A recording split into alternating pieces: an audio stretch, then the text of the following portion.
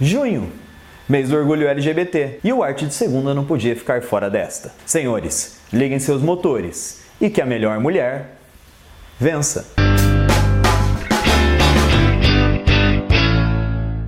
Esse bordão faz parte do programa RuPaul's Drag Race, um dos mais amados pela comunidade LGBT. Ele é um reality show de drag queens, e ele está na sua 9ª edição neste ano de 2017. Inclusive, ele teve 2 edições extras conhecidas como All Stars alguns anos atrás, ou seja, ele faz bastante sucesso mundo afora. E a temática central desse programa é a arte drag. O que é a arte drag? Por que tem homens vestidos de mulher e por que tem mulheres vestidos de homem? Quais são as grandes questões desse plano artístico? Qual é a história por trás desta arte?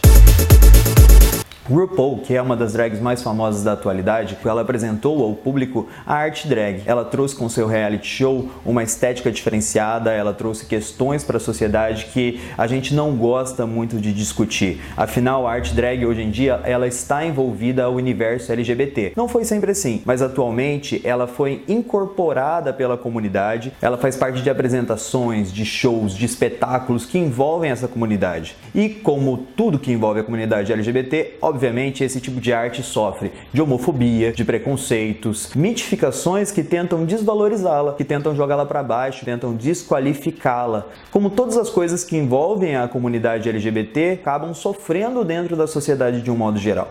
RuPaul já disse que drag nunca vai ser mainstream e pouco provável que seja de fato, porque afinal é uma arte que mexe com tabus, que mexe com questões que o grande público não está acostumado, que o grande público na verdade não quer ver, não quer discutir, quer e prefere ignorar. Quando não é aquela homofobia clara e declarada que a gente presencia, é uma homofobia velada que simplesmente desqualifica e joga de lado essa arte, coloca ela como uma coisa freak, coloca ela como uma coisa que não deve ser levada a sério. A arte drag, ela oferece uma discussão muito interessante quando a gente pensa em gênero dentro da sociedade. A gente geralmente classifica as coisas em gêneros binários, né, masculino e feminino, e de repente você tem um estilo artístico que começa a desconstruir esse gênero binário. São homens vestidos de mulheres, mulheres vestidos de homens. Sim, drag não é só para homem, drag é para mulheres também. As drag kings que se vestem de homem, né, que se fantasiam, que usam esses personagens para desconstruir também os tabus inerentes à feminilidade e também à masculinidade.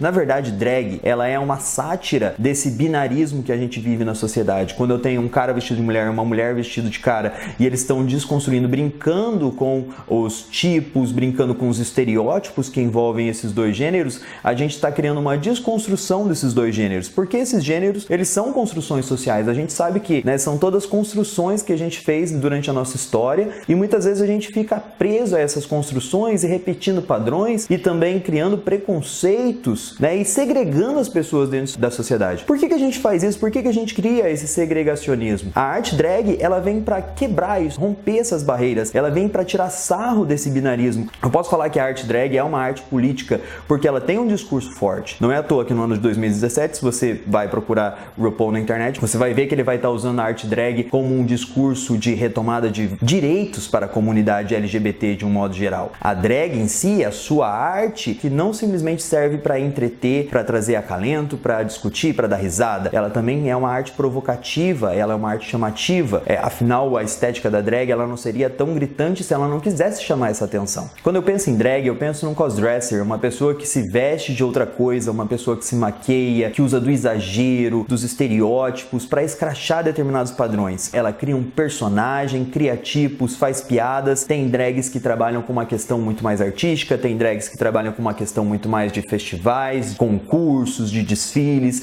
drags que valorizam muito mais a questão da beleza, drags que valorizam a questão do bizarro. Afinal, a drag, ela não é limitada a simplesmente um personagem. Cada um que faz drag acaba criando o seu próprio personagem, acaba criando o seu próprio universo. Quando você vê uma drag, tipo, aquela pessoa, ela não é aquilo na realidade. A drag que ela faz são vários pensamentos, são ideais artísticos, são concepções que ela cria na mente dela e ela manifesta aquilo ali através do figurino, através da maquiagem, através de outras performances artísticas como o canto, a dança. Aquilo ali é um jeito que muitas vezes o artista encontra para colocar para fora esse universo interior.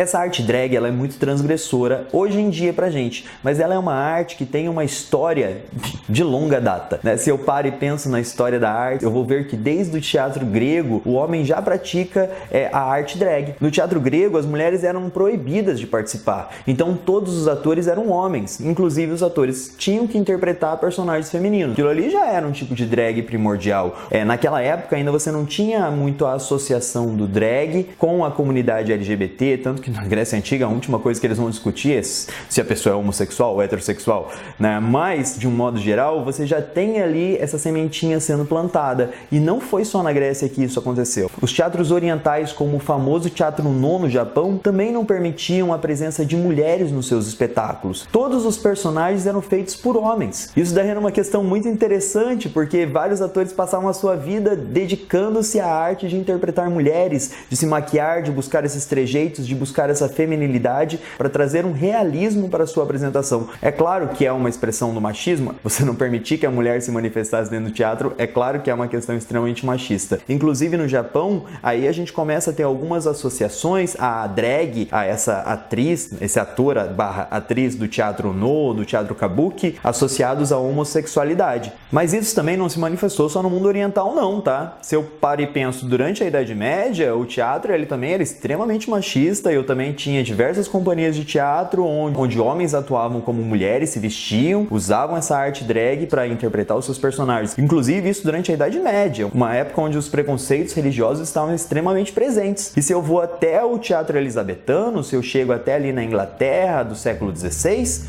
isso daí se torna ainda mais interessante, porque as obras de Shakespeare dentro do teatro elisabetano, como por exemplo Romeu e Julieta, elas só eram interpretadas por homens. Eu só tinha atores homens, ou seja, a primeira Julieta, ela era um homem em cosdress, ela era um homem drag. Só no finalzinho do século XVII é que as mulheres começaram a aparecer definitivamente no teatro, e com essa chegada das mulheres do teatro, obviamente, os personagens femininos começaram a ser interpretados por mulheres. Então você tem uma diminuição muito grande desses homens que fazem drag no teatro, e essa arte ela acaba meio que entrando num ostracismo, ela começa a sofrer uma série de preconceitos, de piadas. Os homens que faziam drag, eles eram muito respeitados durante um longo período, e aí ele acabou se tornando uma chacota social. Mas ali no final do século XVIII, a arte drag ela começa a voltar já com um teor mais zombeteiro. A gente começa a ter companhias de homens que se vestem de mulheres e de mulheres que se vestem de homem para fazer um espetáculo que começa a discutir, é claro, essas questões de gênero, do que é homem e o que é mulher, mas também começa a trazer uma leveza, uma comédia,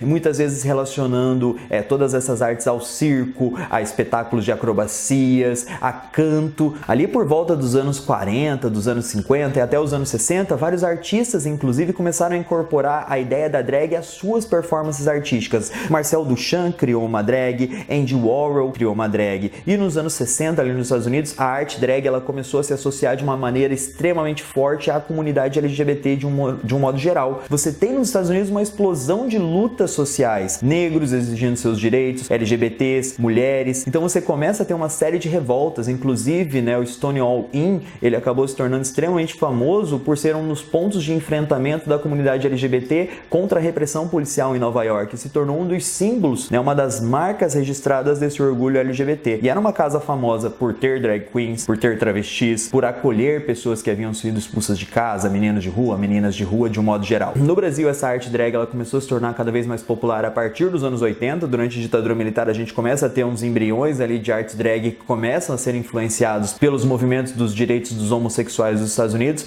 mas como a gente estava vivendo um período de ditadura militar, tinha uma repressão muito violenta na época, então a arte drag ela começa a ganhar destaque mesmo a partir dos anos 80 e se popularizar.